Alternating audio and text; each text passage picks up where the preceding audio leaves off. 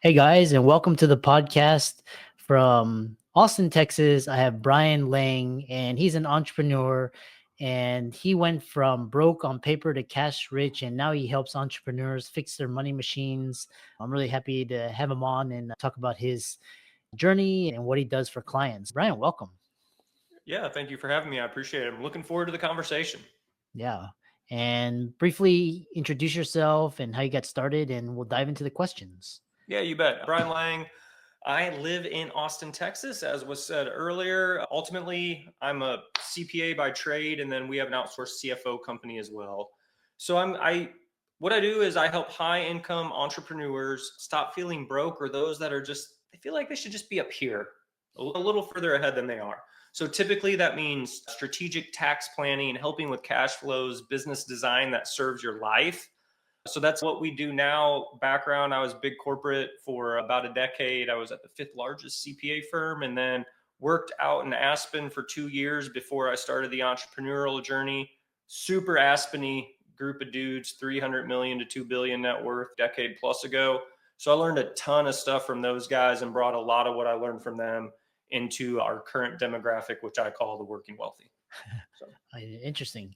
And what are the working wealthy doing that actually what are the high net worth, the 300 million to 2 billion clientele doing that the working wealthy are not doing? well, they get the benefit. They actually got a hell of a lot of zeros behind them, right? The one thing they're doing is they are just 100% aligned. They have their dedicated family offices. So, they have their own dedicated Brian Lang on the tax side. They have their own personal CFO, personal attorney. So they do a really good job of making sure everything is cohesive and aligned. Everything dances to the same sheet of music. Now, rungs below them aren't quite as fortunate. And I personally think I don't want to sidetrack too much, but there's a big gap in the space for what I call the working wealthy. Our clients usually make 750 to about 5 million a year of taxable income.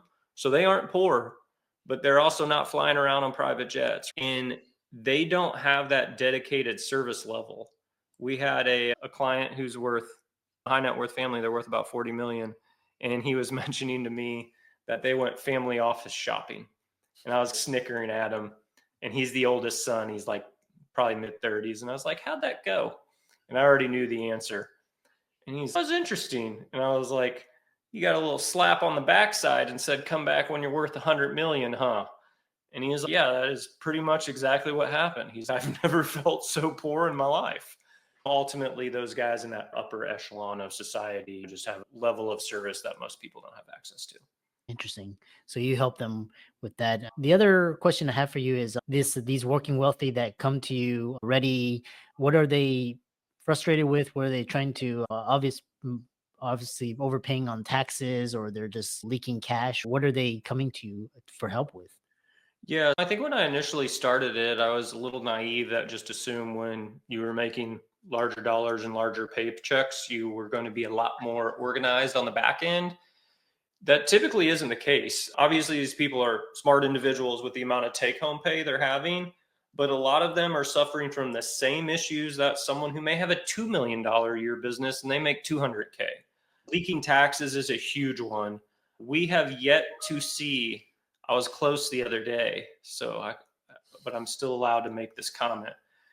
Every person that's made seven figures or more taxable income, so they're making at least a million. So far, we've been able to save them over 100K every time on their tax plans. And sometimes we'll have someone we're saving $500,000. So that's a huge one, leaking tax. And then the other one is, quite frankly, they just don't have their business stuff together. They may not have the financial acumen or the time to realize it. They're unclear on margins. They're not really looking at their business properly. They have it no different than lifestyle creep on the personal side. They have expense creep on the business side. Like we have someone we're working with right now where we haven't worked with them long enough to know this for sure, but I'm like 95% sure that they could probably cut 3 to 5 of their people. And basically what they did was they make a lot of money. And anytime someone started getting busy, they just reshifted some of that to someone else. So they're very inefficient on the labor standpoint, I can tell. So those are a couple of the examples I typically see. Yeah. The audience here are doctors, lawyer, dentists, accountants, and one of the common themes that the audience loves is real estate. And I'm just thinking to myself, I'm like, real estate is overpriced. It's you gotta now. It's like you have to deal with hurricane, tornadoes, and insurance, and property tax, and squatters, etc. And it seems like all these groups, they go to real estate to save on taxes. Is there a better way, like real estate taxes or real estate businesses, other things? How do you help clients stop overpaying in taxes? Yeah, so ultimately we own double-digit rental portfolio. My take on real estate is real estate. It has nothing to do with tax for the most part. If you want to grow your real estate portfolio, great, go for it. It does have some tax benefits, but a lot of people think, hey, I'm gonna buy some real estate and it's magically gonna solve my tax problems. Not the time or place to get into that nuance. It can help a little bit here and there, but also it creates headaches, distractions, and quite frankly, shit people aren't good at sometimes. We have another pretty high end net worth client. They ran into some issues where it's interesting to watch, and they are good at real estate, I want to say, but it is their side stuff, no different than it's my side stuff. They have some very high cash producing businesses. And during COVID, everything was going gangbusters. So they did some stuff outside their wheelhouse. They started building some large scale multi unit buildings and things like that. And they are in, I don't want to call them dire straits, but they've had a very rough 2 years. Unfortunately, they have a lot of net worth to help weather this storm and survive 25, and then they'll probably be good to go. But everyone makes real estate sound easy, and it's not, is the point I want to make there. So answering the actual question, sorry, I tangent sometimes. You might have to bring me back in. So actually answering the question on what do we do for taxes. So ultimately, I don't think there's a magic bullet on the tax side. What I have learned on the tax side of things on how we work is typically most CPAs don't have the time or the business model to go down deep with you. A lot of them are compliance based, and a lot of them aren't good at selling services or highlighting what they can actually do. So you end up just doing tax returns, right? Hey, I want you to do my taxes. Okay, great. It's going to cost whatever, 3,000 for an S corp and 1,000 for your personal. You owe us 4K, and that's the value exchange where the customer assumes you're a CPA, and they want you to do your taxes, but they also want you to save money on taxes. And lots of CPAs aren't set up for that format. They may have the expertise, but they don't have the time to actually do that and implement it. So that's a major thing that can happen. So oftentimes there's low hanging fruits. And then two other areas, just where I think we're probably a little different, is I learned from one of the better tax attorneys I've ever met. And like I said, I was at the fifth largest firm that does all this. So I had a personal mentor from him. And then I work with a very high end group out of California on the West Coast, a family office. And I have probably learned 90% of my complex tax strategies from those two groups. And just what I think you're seeing in the space is I think you're seeing a wealth trickle down effect. So stuff that was available to the Aspen guys a decade ago are now starting to make its way lower and lower. Yeah, interesting. How much we talked about the working wealthy and the like approaching the 1%, the 0.1%. What is the role of trusts to most, like in the hundreds of millions to billions? What percentage have trusts? Is it almost 90 plus percent? Talk about the role of trusts in saving on taxes. Yeah, so not a trust expert for my disclaimer here first. Most of the groups we do have, obviously in those super high end categories, everyone's going to have some sort of trust. Typically, if you're setting up stuff, trust a lot of time is for protection based. You're protecting your assets, right? Making sure they're dealt with in a certain manner. So frequently, you will see trust in our demographic as well. Sometimes, depending on the nature of stuff, you might have the primary residence in the trust, right? Things like that. So a lot of times you're doing it, and there are other situations like we have a very complex trust we use when a lot of people may just say they sell a company, right, and they make 50 million bucks. We have some trust stuff we do for that is, yes, protection and tax plays, But typically, most of the stuff we're doing at our level, it's not as tax relevant as it is asset protection relevant, or just making sure things will work easier when we have an end of life event. Interesting. What are the 5 financial moves that keep the top 5% of business owners wealthy? Yeah, so I think some of those moves are, you have to be tax efficient. We already said that one. I'm not going further there. We don't need to beat a dead horse, but like, you can't be tipping the IRS 100 or 200K a year, or 50 or whatever it is. That Yeah. is a crazy amount of money over time. The second one is, you have to know your numbers, and people talk on that a lot. But I think if you're really sitting back and being honest as a business owner, you obviously have to have a product or system that works. You have to know how to market and sell that product, and you have to know your numbers. In most business owners I see, they may lack financial literacy. Maybe they don't have the time to learn this stuff. But I would really question anyone listening that is a business owner, like, what are you doing to improve your financial literacy? Is your internal team or outsourced team helping you? If not, what can you do to strengthen it? Because people just piss away money all the time Mm. by not having that knowledge. And I always say, we care about our clients, we care about their money. I can never care about your money as much as you can. It's impossible. So, whatever you can do to steward that and have that awareness is extremely helpful, in my opinion. Mm. Another item in there that we see a lot, and I don't know if you want me to go through everything, but I think another gap is, I'm just going to mention two more. You frequently have the business owners, and most of our businesses, they're about 3 million to 30 million in revenue. Man, people really struggle letting go of control in those businesses. And they never elevate the number two, or they never get a dedicated leadership team. And the business grows over time through like grit and determination, quite frankly. And there comes a point where you got to have other strategic players and thinkers and people helping you out. So that, I mean, that can be a game changer when someone can unleash that. And then another one I see is, like, we have something we call the working wealthy operating system. I don't think business owners really know what they should be like tracking and looking at or measuring.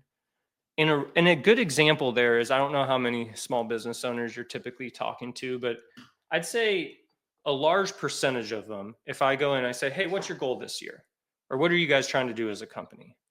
Pick whatever the revenue number it is, it doesn't matter. We're going to go from 5 million to 6 million. We're going to go from 10 million to 11 million. And that's the goal. It's almost always a top line revenue goal. And it's okay, how are you going to do that? Some know the answer, some don't, or some have a little fragment of the answer, but they're not really thinking through systematically to achieve that goal. You might have to do 37 things to hit that goal, 5 million to 6 million, ranging from marketing to tweaking your sales process. Maybe you have a gap where people fall off and you need to create like a VSL or something to point people to so they're warmed up before you talk to them, right? It could be a million things. And they aren't outlining the steps to accomplish that. And as a result, that top line goal just doesn't get hit very often. And there is no systematic approach. There is no quarterly planning to achieve it. And then further down more, there is no weekly scorecard or metrics to try to align to what we're trying to do each quarter. Mhm. Interesting. I know we have around 5-10 minutes remaining. The other question, because some of the audience, they're just graduated. They're like med. They could be med students. They could be dental students. They could be residents. So how do you go? What numbers do they need to know to go from middle class mindset to actually like when they start making the big bucks? Yeah, so I think just some like tips I would have for anyone in that demographic is, and are these typically business owners, or just they could be working at like a hospital as an example? Yeah, like they're graduating from med school and they Perfect. got a residency and they get training and they're make that type of clientele. Yeah, so these are more of like your personal finance stuff, right? And my advice to everyone, I am 43 right now as we're talking. Some things I did very well. I'll share some things I didn't do as well. And I see a lot of our clients. One is if you're not paying attention to it, you're not going to know about it. So a lot of people just live life their whole life, right? They talk to their financial planner once a year, and the financial planner gives up some number or whatever and shows you this dumb chart that's up and to the right and says, put this amount in a 401k, it's going to grow. They always exaggerate the percent. They always say 10. And I was like, I'd rather use a different number. And then they say you're going to be left with X amount of millions of dollars, right? That's like the drill for most Americans. You have to track what you spend. The one thing I was very diligent at in my 20s, I traveled all the time with work. So we got meals paid for us all the time. So I didn't have a lot of personal spend. And I was able to stash away a lot of cash in my 20s. And this was before like mint.com or any of those apps were out, right? I like manually tracked everything on a spreadsheet and just did I save a lot of money this month or not? If not, why? And I feel like if you want a gender stereotype, women are usually a bunch of smaller purchases. Men are bigger one-time purchases like gadgets. Oh, I spent $1,000 on golf clubs, or I bought a kayak this month, whatever it is. So you got to have that stuff dialed in, understand how much money you are making after your taxes are taken out and what your spend is. So that's 101, right? Absolute key. And then I don't care if you make 50K a year, 500K a year, 5 million a year, you can spend it all very quickly. And most people, Pareto's law, right? The more you make, the more you're going to spend. It happens all the time. I see lots of high income earners, and you might be able to relate to this comment, but I remember back in the day sitting in an audit room when I was at BDO. I was like, man, whenever I make $100,000 a year, like I'm gonna be set. Or whenever I make $200,000 a year, right? And if you notice, that number almost always keeps going up, and the individual does not seem set. And that number can go to 3 million or 5 million or whatever it is. And so you have to have that tracking mechanism in there. And then what most people don't do, in my opinion, is you don't get rich from earning, you get rich from investing. Invest, period, end of story. Like one of the best things I did, I have made almost all of my net worth off investing in real estate, and I did it at a young age. Now, part of it was I was lucky. I was in Austin when we were booming, blah, blah, blah. But it's like I bought a lot of shit and I spent a lot of money at a young age, and it has paid dividends. I used to have that tracking spreadsheet. Bought my first house when I think I was 27, and I was panicked because when I closed, I had $400 left. And I was like, I better not get like a car repair or anything, or I'm screwed.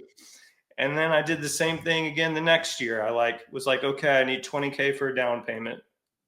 When I probably made like 50, mid 50s to 60 at the time.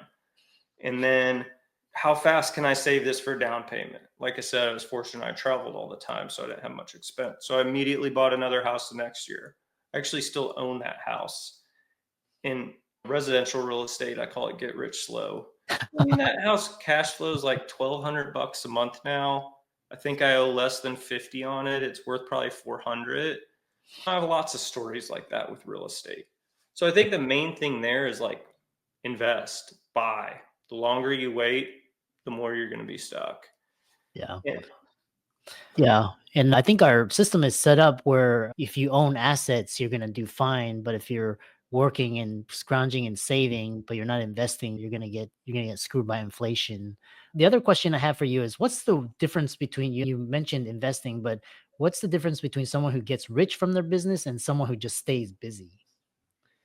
Yeah, so I think the person that gets rich from their business, because I don't think of rich, for me at least, it's not economic only, right? Trying to think of an avatar to pick on easily. So, like I would say, so we work with a couple high income earning real estate agents, and they're creme de la creme. They're very high earners. They're best of their best in city. I think for them, most of them never figure out a way to step like they're always the face, right? And with real estate agents, you always got good looking guys or pretty women. They're in their 40s, 50s. They got their nice car. They do their little reels where it's, damn, this person's put together. And I would say for them, when they're the face, they're never going to be rich on that time component, right? And then they're usually grinding during summer, spring and summer. So a lot of them, as example, I do a mini retirement every year. I'm pumped. I'm going to my place in Colorado on Thursday. I'm going to check out of life for about 40 days. So they don't have the ability to do that. So that's someone who doesn't have that richness in time. So I think the people that get rich from their business, they're physically printing out lots of cash. The ones who do the best have systems in place. They're tax efficient, all that, right? But ignore tax efficiency and cash. I feel like the better they get at processes and defining those, just the better run their company becomes and the better cadence they have. Like process is a very unsexy thing, but it's very important. And then ultimately, the ones who elevate the number two, have the leadership team, they stay well rounded and they're good learners. I feel like those are the ones who get from here to way up here. They achieve what they're looking for.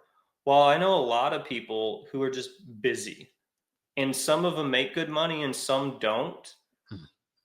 One common theme, or I think I might have an article in my newsletter this Wednesday, but I can't remember. I know I just wrote this down somewhere, but I feel like a lot of our business owners, the ones who have peer groups where they're in groups like EO or Vistage, I've done, like me personally, I've done a business coaching for a long time. Those that have business coaches or formal mentors, it seems like they get there quicker and build that stuff out in a more efficient manner and become richer from their business as opposed to busy. Like we have some people, they have 15 million top line revenue. Maybe they're making $1.5 million, 2-3 million bucks a year. From the outside, you might be like, yeah, I want that life. I think a lot of people, if they peeled the onion back, they would not want that life because that person has so much chaos and stress they're chasing, even though they have the top line revenue and profit. Yeah. Fascinating. Really interesting. And people wanted to connect with you and learn more from you, visit your website. How can they do that? Yeah, so a couple places. We're very active on LinkedIn. I have a newsletter every Wednesday called the Working Wealthy Newsletter. Take a look at that. And then our website's upsidecfoservices.com. We have a cool little league magnet that just kind of sanity check for you. So if you go to upsidecfoservices.com and then you have your little / and hit 7 habits, that's a good piece of information as well. Talk specifically about working wealthy and how a lot of them get there. So those are 2 main spots for us. Awesome. I really enjoyed this conversation. I love your candid and also coming from the best city in the US, Austin, Texas, and keep up the great work. Yeah, thanks, man. I appreciate you having me as a guest.